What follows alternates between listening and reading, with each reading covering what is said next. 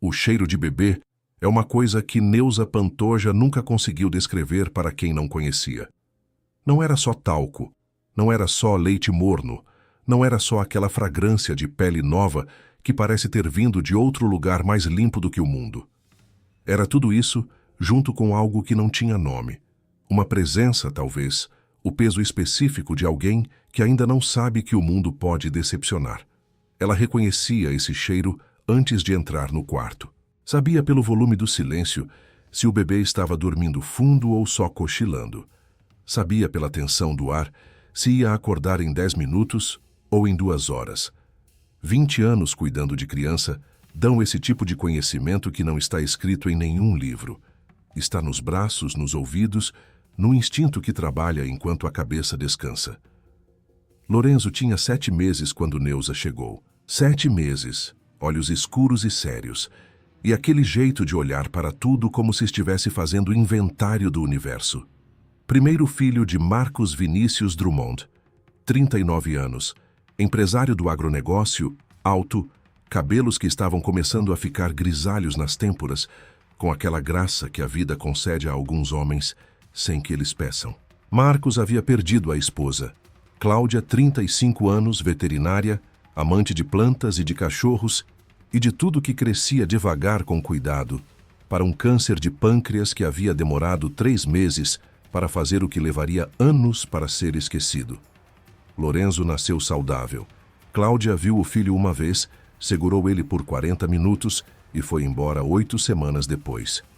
Neuza não sabia disso quando foi contratada. Soube nos primeiros dias pelo jeito que Marcos olhava para o berço, não com ausência, como acontece com pai que perdeu o interesse, mas com aquela atenção excessiva de quem tem medo de piscar e perder o único que restou.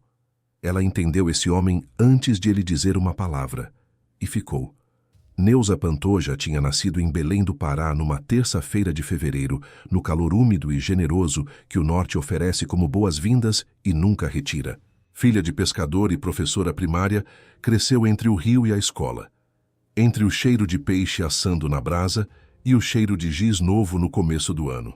Tinha 6 irmãos, uma casa de madeira com varanda sobre palafita, e a certeza inabalável que sua mãe havia plantado nela com a persistência de quem planta mandioca, de que gente que trabalha honesto não precisa ter vergonha de nada. O pai pescava o guamá desde antes de Neuza nascer. Saía antes do sol, voltava quando o sol já tinha cansado. Ela ia com ele nas manhãs de sábado, sentava na proa da canoa pequena, olhava para a água escura e larga, ouvia o silêncio do rio, que não é ausência de som, mas outra camada de som, mais embaixo, mais velho. O pai não falava muito, mas quando falava, era para dizer uma coisa que Neuza levou para o resto da vida. Filha, bicho do mato não avisa que vai morder. Só o doméstico late antes. Por isso que a gente tem que prestar atenção no que não faz barulho. Ela tinha 12 anos quando ouviu isso. Levou 40 para entender o quanto era verdade.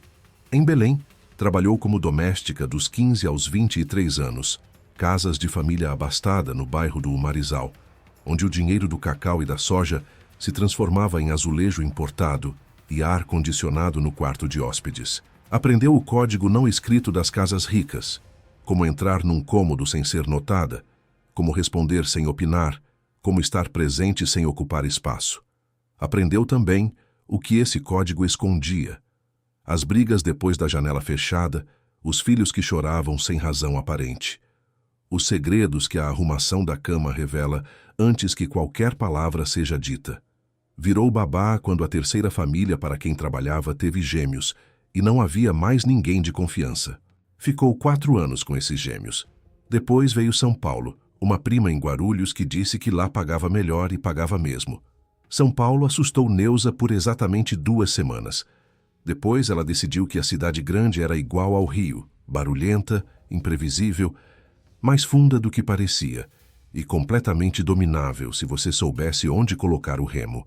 20 anos depois, tinha referência de 12 famílias, um apartamento de 2 quartos no Ipiranga que ela dividia com a prima mais nova, e o nome que corria boca a boca entre as mães do Jardim Europa e do Itaim como a babá do Pará que tem olho de coruja. olho de coruja.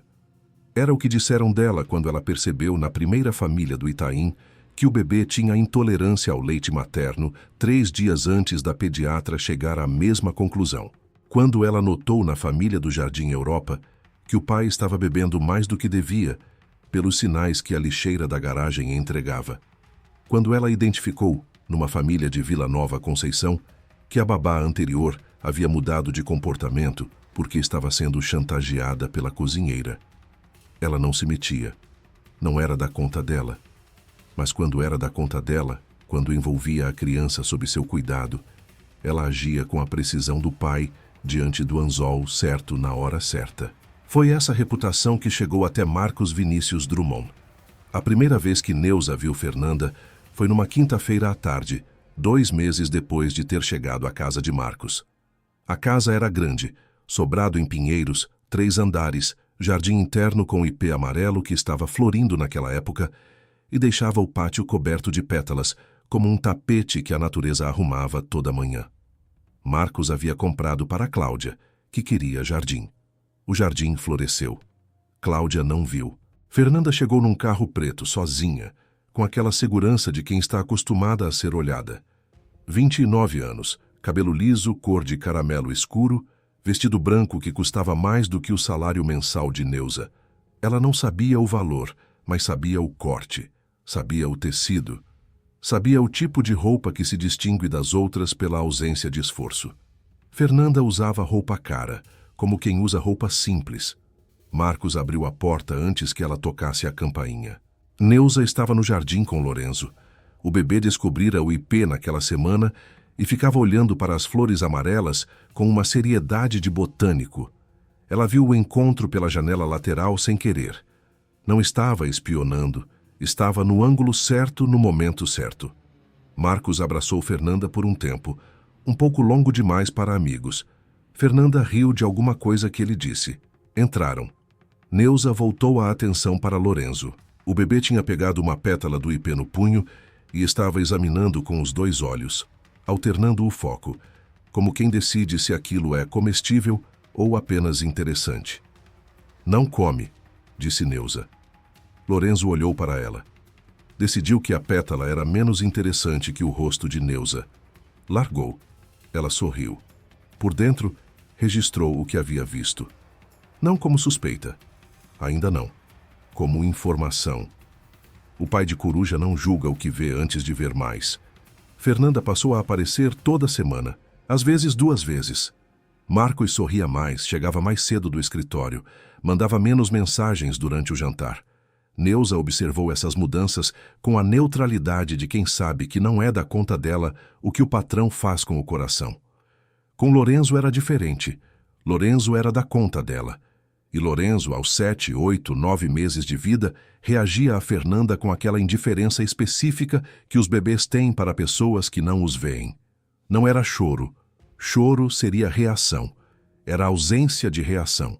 Quando Fernanda se aproximava, Lorenzo não estendia os braços, não vocalizava. Não abria aquele sorriso banguela que dava a Neuza toda manhã e a Marcos toda vez que o pai chegava. Ficava olhando, quieto, com aquele inventário nos olhos. Neuza havia aprendido com 20 anos de bebês que eles são os detectores de mentira mais precisos que existem, não porque tenham julgamento moral, mas porque respondem ao que está abaixo das palavras, ao tom, à tensão muscular, a diferença entre a tensão verdadeira e a tensão performática. Lorenzo não gostava de Fernanda, não era da conta de Neuza, mas ficou anotado. A primeira coisa que de fato chamou sua atenção aconteceu numa sexta-feira de outubro. Fernanda havia chegado mais cedo que o habitual. Marcos ainda estava no escritório. Neuza estava dando banho em Lorenzo no andar de cima. Fernanda ficou no térreo, disse que ia esperar na sala. Quando Neuza desceu com o bebê vestido e cheiroso, Fernanda não estava na sala. Estava no corredor do andar de cima, perto do quarto de Lorenzo, parada, celular na mão, tirando foto. Não era foto do bebê, era foto da janela, do portão que dava para o jardim lateral, da escada de serviço. Quando percebeu Neuza, guardou o celular com naturalidade. "Que bebê mais lindo", disse, esticando o dedo para Lorenzo apertar. Eu amo esse quarto. Que luz boa. Lorenzo olhou para o dedo de Fernanda. Não apertou. Neuza disse obrigada com o sorriso certo e foi para o quarto do bebê. Por dentro, o pai foi avisado. O bicho doméstico tinha latido. Ela não disse nada para Marcos naquela noite. Não tinha prova, só observação. E observação de babá sobre a namorada do patrão é coisa que precisa de muito mais do que uma foto de janela para ser dita em voz alta. Mas começou a prestar atenção de outro jeito. Notou que Fernanda, nas visitas seguintes, sempre encontrava um momento para ficar sozinha num cômodo. Nunca por muito tempo, nunca de forma óbvia. Notou que o celular dela ficava sempre virado para baixo, sobre qualquer superfície, o que é hábito de quem não quer que ninguém veja a tela. Notou que Fernanda perguntava sobre a rotina de Lorenzo com um interesse que parecia maternal, mas tinha uma precisão que não era. Horário do banho, horário do sono, horário que Neuza saía para a farmácia. Horário que Neuza saía. Essa pergunta Fernanda fez 3 vezes em 2 semanas, com palavras diferentes, no contexto de conversas diferentes, mas com a mesma precisão. Neuza parou de sair. Quando precisava de algo da farmácia, mandava o porteiro. Quando precisava de algo do mercado, encomendava pelo aplicativo. Não disse para ninguém o motivo. Só parou. A enfermeira apareceu numa segunda-feira de novembro. Fernanda a apresentou como Doutora Patrícia, especialista em desenvolvimento infantil, que havia recomendado fortemente para acompanhar Lorenzo durante a viagem que ela e Marcos estavam planejando para Lisboa. Visitar a família dela. Fernanda havia explicado para Marcos com aquele sorriso que ele ainda estava aprendendo a não questionar. Minha tia não conhece o Lorenzo, e Lisboa em novembro é linda, Marcos concordou. Marcos estava concordando com muita coisa naquele período. O luto tinha deixado nele um espaço que Fernanda estava preenchendo com eficiência. E eficiência é difícil de questionar quando você está vazio. Neuza ficou parada quando Fernanda apresentou a doutora Patrícia. 45 anos, cabelo preso, jaleco branco com bordado do nome, sorriso profissional. As mãos, quando estendidas para cumprimento, eram manicuradas com esmero, unhas compridas, lisas, cor de nude. Neuza olhou para as mãos, unhas compridas de profissional de saúde que trabalha com bebês. Não existe. Toda enfermeira, toda pediatra, toda fisioterapeuta que trabalha com recém-nascido e bebê pequeno mantém as unhas curtas, porque unha comprida arranha a pele de bebê, atrapalha a troca de fralda, complica a punção venosa. É regra básica. É hábito que entra no corpo de quem faz esse trabalho de verdade e nunca mais sai, mesmo nos dias de folga. Doutora Patrícia tinha unhas de quem nunca havia segurado um bebê com responsabilidade profissional. Neuza cumprimentou com o sorriso certo. Disse, prazer. Pegou Lorenzo no colo e foi buscar a mamadeira das 18 horas. No corredor, encostou na parede por 2 segundos. O bicho não tinha só latido, tinha mostrado os dentes. Naquela noite, depois que Lorenzo dormiu e Marcos foi ao escritório resolver pendências, Neuza ficou sentada na cadeira de balanço do quarto do bebê, com o celular no colo. Ficou olhando para a tela por um tempo longo. Ela não sabia ler bem. Nunca havia sabido. Não era vergonha, era fato. A escola do interior do Pará, na época da infância dela, era o que era. E o que era não havia sido suficiente para fazer as letras se encaixarem na cabeça de Neuza com a naturalidade que encaixam em outras cabeças. Ela lia, mas devagar, com esforço. Palavras longas precisavam ser decifradas letra por letra, e contexto jurídico ou médico era território que ela evitava, porque o esforço não compensava a angústia. Isso havia sido, por toda a vida, a coisa que ela não dizia em voz alta. Mas naquela noite, sentada no quarto do bebê que dormia com a respiração tranquila de quem não sabe que está em perigo, Neuza Pantoja decidiu que a vergonha que ela carregava há 49 anos não ia valer mais do que a segurança de Lorenzo. Pegou o celular, abriu a câmera, foi até a bolsa de Fernanda, que havia ficado na sala esquecida ou deixada de propósito, Neuza não sabia, e fotografou o documento que estava na parte de cima. Autorização de viagem. Nome de Lorenzo. Assinatura de Marcos na parte de baixo. Fotografou o verso. Fotografou o documento que estava embaixo. Outro papel, menor, com cabeçalho de cartório. Voltou para o quarto do bebê. Olhou para as fotos por um tempo longo. As letras não diziam para ela o que diziam para quem lia com facilidade. Ela identificou o nome de Lorenzo. Identificou uma data, 15 de novembro, 10 dias à frente.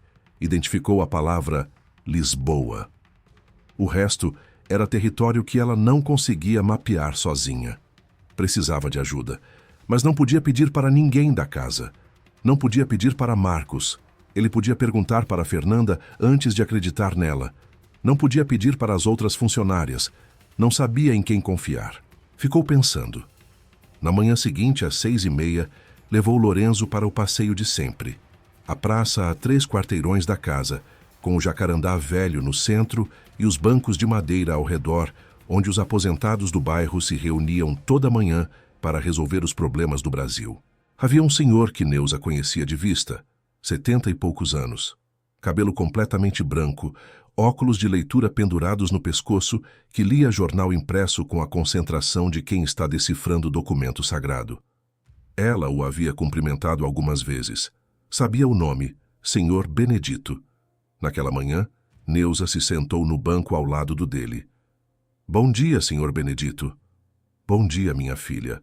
O menino cresceu. Cresceu, sim.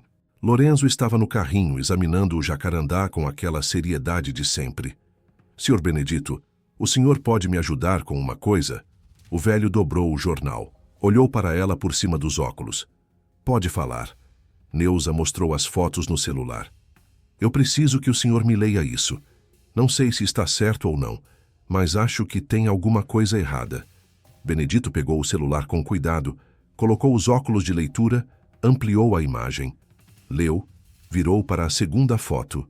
Leu. Ficou em silêncio por um momento. Onde você trabalha, minha filha?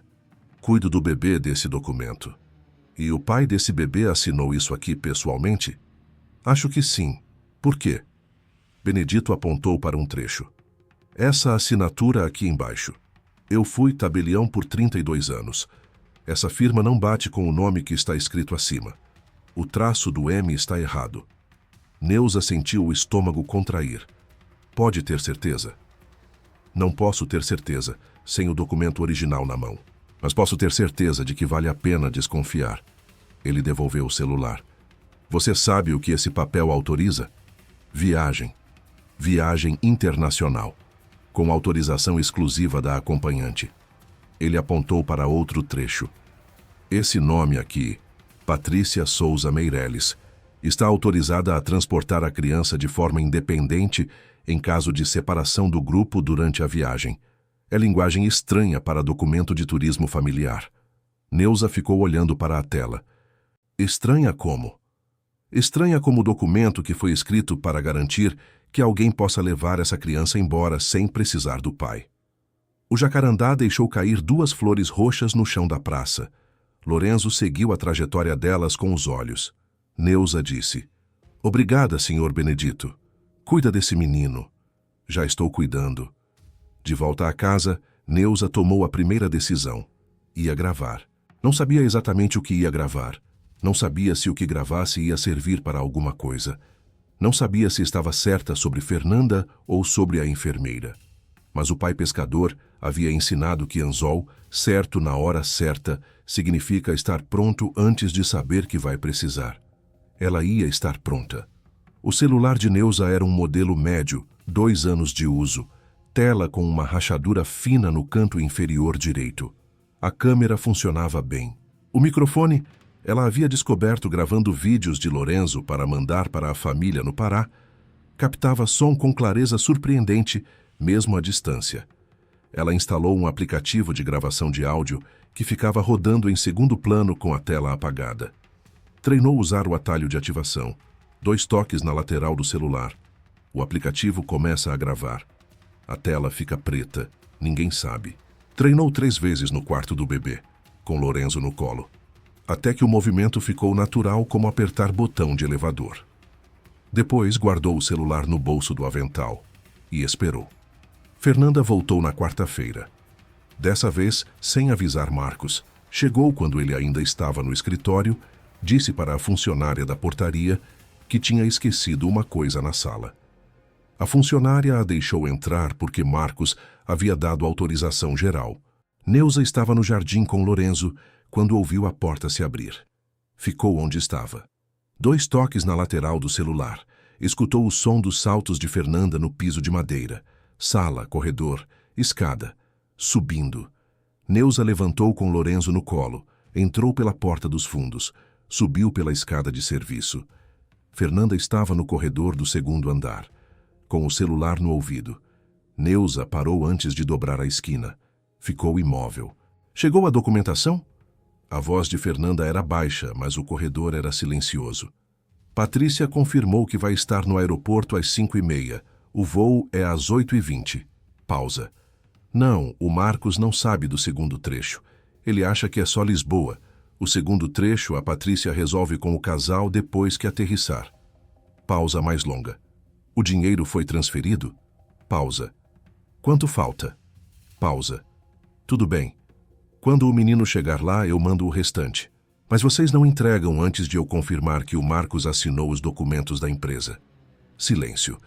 Lorenzo fez um vocalzinho pequeno. Neuza colocou a mão espalmada na boca do bebê.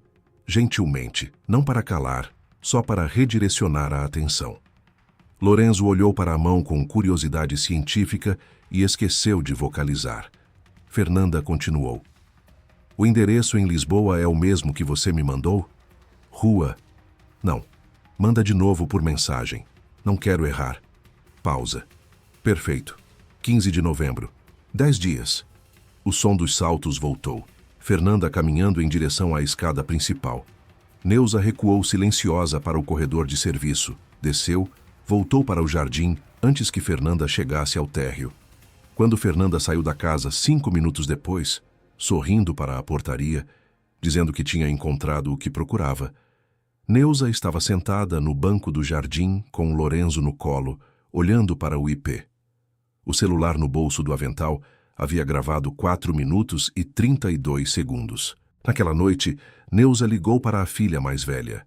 Tinha 3 filhos. Welton, 26 anos, operador de empilhadeira em Guarulhos. Adriano, 23, que havia voltado para Belém depois de não se adaptar ao frio de São Paulo.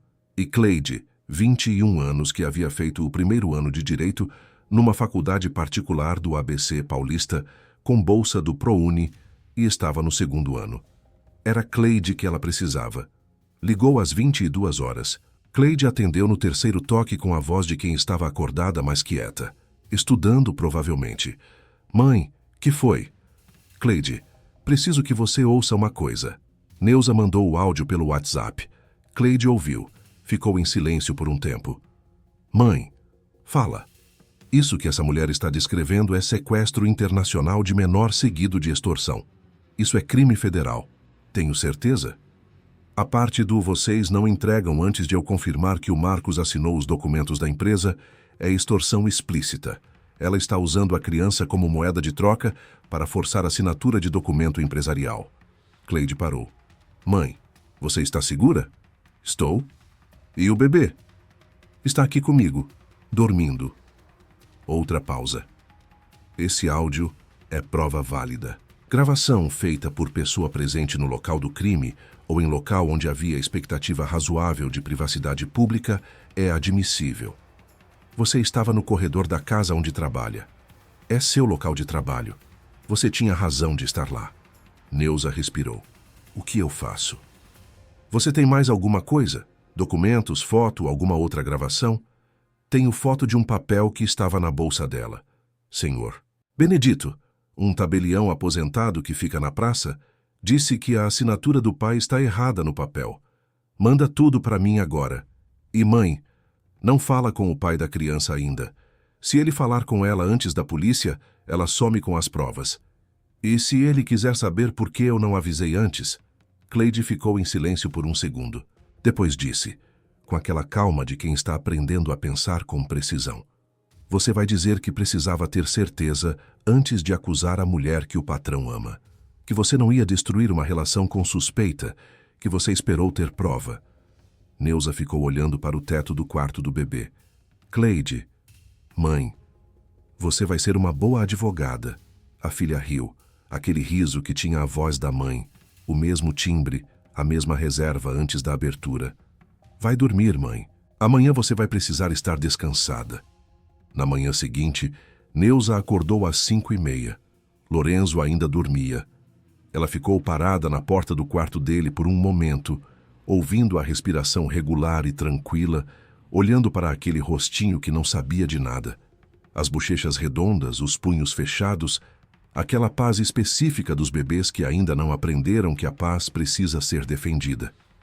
Tomou café sozinha na cozinha com a primeira luz do dia. Às 7h30, Cleide ligou de volta. Mãe, eu mostrei o áudio e as fotos para o professor de Direito Penal. Ele confirmou. Há elementos suficientes para instaurar inquérito. E tem mais. Eu pesquisei o nome Patrícia Souza Meireles, que está no documento. Não aparece registro de nenhuma enfermeira ou profissional de saúde com esse nome no CRM ou no Corém de São Paulo. Neuza fechou os olhos por um segundo. Então ela não é enfermeira? Não é nada. O nome pode ser falso também. Cleide parou. Mãe, você precisa ir à delegacia hoje. Leva o celular com o áudio, leva as fotos e pede para falar com a delegada de proteção à criança. Não fala primeiro com o pai, vai direto. E o Lorenzo? Não posso deixar ele. Leva ele junto. Você é a babá. Você tem responsabilidade sobre ele. Diz que é consulta pediátrica se alguém perguntar. Neuza ficou em silêncio por um momento. Cleide, e se eu estiver errada em tudo isso? A filha demorou para responder. Mãe, se você estiver errada, você perde o emprego. Se você estiver certa e não fizer nada, esse bebê vai para Portugal e nunca mais volta. A segunda opção era impossível. Neuza foi se arrumar.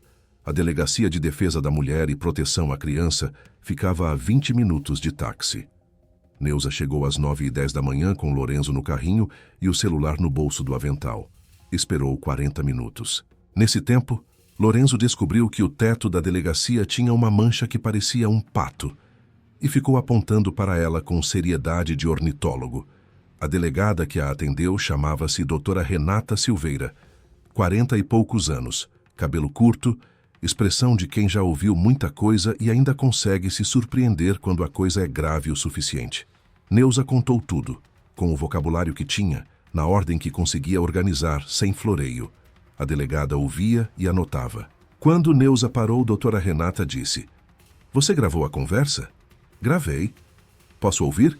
Neuza entregou o celular. A delegada ouviu com fone de ouvido, o rosto neutro, mas os olhos ficando mais atentos à medida que o áudio avançava. Quando terminou, tirou o fone. Você tem mais alguma coisa? Tenho foto de um documento que estava na bolsa dela. Um tabelião aposentado disse que a assinatura do pai está errada. A delegada olhou para as fotos. Chamou um agente. Trocaram 2 frases em voz baixa. Senhora Neuza, disse doutora Renata, eu preciso que a senhora fique aqui por mais um tempo. Precisamos tomar suas declarações formalmente e instaurar o inquérito. Parou. E precisamos avisar o pai da criança. Ele não pode falar com ela antes. Nós sabemos como fazer isso. A delegada olhou para Lorenzo, que havia abandonado o pato do teto e estava agora examinando o cordão do crachá da delegada com interesse arqueológico. Você fez certo em vir. Neuza assentiu. Não disse nada. Por dentro, o rio largo e escuro do Guamá, que ela carregava dentro desde criança sem saber que carregava, ficou um pouco mais quieto. O que aconteceu nas horas seguintes, Neuza soube em partes. Pela delegada, pelo advogado que Marcos chamou em pânico quando a polícia chegou no escritório dele às 10h30 da manhã, e por Cleide, que chegou à delegacia às 11 horas com o material impresso que havia preparado a noite toda. Marcos foi chamado à delegacia. Chegou com o rosto de quem ainda não havia processado o tamanho do que estava ouvindo. Sentou-se na sala de espera. Viu Neuza com Lorenzo. Olhou para ela por um momento longo. Você sabia? Suspeitava. Precisava ter certeza antes de falar. Desde quando? Desde as fotos da janela. Marcos ficou em silêncio. Depois olhou para o filho no carrinho. Lorenzo, sentindo o olhar do pai, levantou os braços. Aquele gesto de bebê que não precisa de tradução. Marcos pegou o filho no colo. Ficou de pé no corredor da delegacia, o bebê contra o peito. E ficou assim por um tempo que Neuza não mediu. Ela se levantou, foi até a máquina de café no corredor, trouxe um copo para ele. Ele não bebeu, mas agradeceu com os olhos. Fernanda foi localizada às 14 horas, em casa, num apartamento no Itaim, quando os agentes bateram na porta. Estava fazendo as malas. Patrícia Souza Meireles, cujo nome verdadeiro era Cristiane Alves Brito, com registro de antecedentes por estelionato em 2 estados, foi localizada num hotel próximo ao aeroporto de Guarulhos, com documentação falsa para Lorenzo já impressa e passagem para Lisboa, marcada para o dia 15. O casal em Lisboa foi identificado pelo endereço que estava na memória do celular de Patrícia. Um casal de portugueses que havia realizado 3 transferências bancárias para uma conta em nome laranja nos 3 meses anteriores, totalizando o equivalente a R$240 mil. O inquérito foi instaurado. Fernanda foi presa em flagrante. A mala desfeita, os documentos falsos encontrados no apartamento, o áudio que Neuza havia gravado como espinha dorsal da acusação. Patrícia foi presa no hotel. O juiz de plantão decretou prisão preventiva de ambas antes do fim do dia. Às 18 horas, Neuza estava sentada no banco da delegacia com Lorenzo, dormindo no carrinho ao lado, quando Marcos saiu da sala, onde havia ficado com a delegada e o advogado por quase 3 horas. Parou na frente dela. "Vem", disse ele. "Vamos para casa." No carro, o motorista dirigiu e os dois ficaram em silêncio. Lorenzo dormia. São Paulo passava pelas janelas com aquela indiferença de cidade grande que não para nada. Na metade do caminho, Marcos disse: "Eu não vi nada." Neuza não respondeu imediatamente. Depois disse: "O senhor estava ocupado sofrendo. Às vezes é difícil ver as 2 coisas ao mesmo tempo." Ele ficou olhando pela janela por um tempo. "Você viu. Eu tinha os olhos livres." Silêncio de mais 2 quarteirões. "Por que você não me disse antes?" "Porque acusar a pessoa que o senhor ama sem prova é crueldade, não proteção." Neuza olhou para Lorenzo dormindo. "Eu precisava ter certeza. E quando tive, fui direto para quem podia fazer alguma coisa de verdade." Marcos assentiu devagar. Não disse mais nada até chegar em casa. Os meses seguintes foram o tipo de processo que não aparece nos filmes. Lento, burocrático, repleto de audiências remarcadas e documentos que chegam com atraso e provas que precisam ser periciadas antes de se tornarem oficialmente provas. Fernanda foi julgada por sequestro qualificado tentado, extorsão e uso de documento falso. Patrícia, Cristiane Alves Brito, respondeu pelos mesmos crimes com agravante de reincidência. O casal em Lisboa foi indiciado pelas autoridades portuguesas mediante cooperação jurídica internacional, processo que Cleide acompanhou de longe com a atenção de quem está aprendendo direito penal na prática. Marcos desfez o noivado na semana seguinte à prisão. Não havia muito a desfazer. O que havia existido sobre uma base que não era real, e quando a base foi removida, não sobrou estrutura. Ele ficou quieto por um tempo. Não o silêncio de antes, aquele silêncio do luto travado, do homem operando de trás do vidro. Era um silêncio diferente, mais limpo, de quem está reorganizando o que sabe sobre si mesmo. Lorenzo completou 10 meses. Descobriu que bater palma fazia as pessoas felizes e passou uma semana inteira batendo palma para tudo. Para o jantar, para o banho, para o ipê no jardim, para o rosto de Neuza toda manhã. Neuza batia palma de volta. O julgamento de Fernanda aconteceu 7 meses após a prisão. Neuza foi chamada a depor. Entrou no tribunal com o mesmo jeito com que entrava em qualquer lugar, sem cerimônia, sem drama, com a atenção ligada. Sentou na cadeira de testemunha, pôs as mãos no colo, respondeu o que foi perguntado. O advogado de defesa de Fernanda tentou desqualificar a gravação. A testemunha admite que gravou a conversa sem conhecimento da ré. "Admito que gravei uma conversa que ouvi no corredor da casa onde trabalho", disse Neuza. "Estava no meu local de trabalho. no exercício das minhas funções, quando escutei algo que colocava em risco a criança sob minha responsabilidade. A testemunha tem formação jurídica para avaliar o que constitui risco? Neuza olhou para ele por um momento. Tenho 20 anos de experiência cuidando de criança. Quando ouvi alguém combinando entregar um bebê para um casal em Lisboa em troca de dinheiro, não precisei de formação jurídica para entender que era risco. O juiz fez aquele semi-sorriso que o protocolo não permite e que alguns juízes deixam passar assim mesmo. Fernanda foi condenada a 6 anos de reclusão em regime fechado. Patrícia, 8, pela reincidência. O casal português foi condenado pelas autoridades lusas a penas equivalentes por tentativa de adoção fraudulenta internacional. Na saída do tribunal, Marcos esperava no corredor com Lorenzo no colo. O bebê havia completado 14 meses naquela semana e estava numa fase de apontar para tudo o que via, como se estivesse catalogando o universo para uma enciclopédia particular. Quando viu Neuza, apontou para ela. Neu, disse. Era a segunda palavra que Lorenzo havia dito. A primeira havia sido pai. A segunda era Neu. Marcos olhou para a filha de Cleide, que havia chegado ao tribunal para acompanhar a sentença, e disse: ela vai ter que ser promovida. Cleide riu. O senhor vai ter que negociar com ela. A conversa aconteceu naquela noite, na cozinha da casa de Pinheiros, com o ipê no jardim já sem flores naquele mês, mas com aquela presença de árvore velha que não precisa florescer para ocupar o espaço. Marcos colocou na mesa um envelope. Neuza abriu.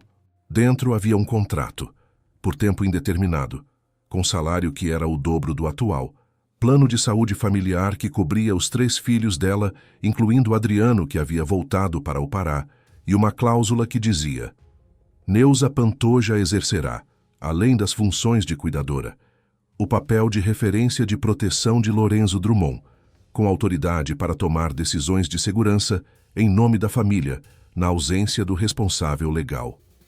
Autoridade para tomar decisões de segurança. Neuza leu essa linha 3 vezes, devagar com o esforço que as palavras longas sempre exigiram dela. Mas leu.